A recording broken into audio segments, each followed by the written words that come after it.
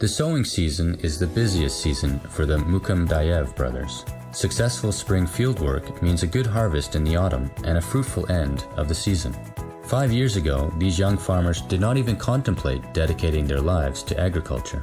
Their father was a farmer with 25 years' experience. He had wished for a completely different life for his sons, different to his own, but their love of the earth won him and them over. I like agriculture. When my father started to work, I spent every year with him in the field. We spent all the holidays and whole summers together, just us, the equipment, and the ground. That's why I like this business. We like to do it. First, the oldest son, Barjan, decided to adopt his father's experience. He is now 30. He received a brilliant education from the country's leading university. Then he worked in IT and as a bank clerk. But this did not satisfy him. After a couple of years living and working in the city, he made a decision that changed everything.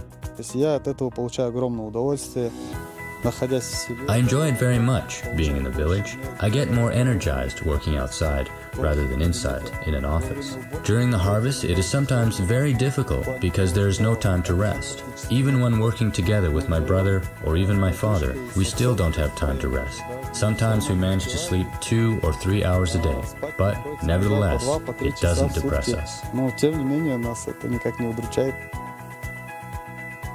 Unlike Barjan, Almas was educated abroad in America. He studied business management for 5 years, so he is the one responsible for making business plans, dealing with the banks, and purchasing equipment.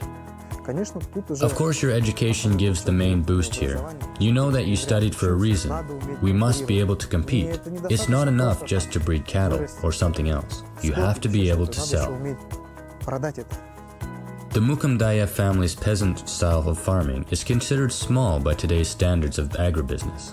The cultivated area they have is 3,000 hectares. There are 10 full-time employees, plus extra part-time staff during the sowing and harvesting periods.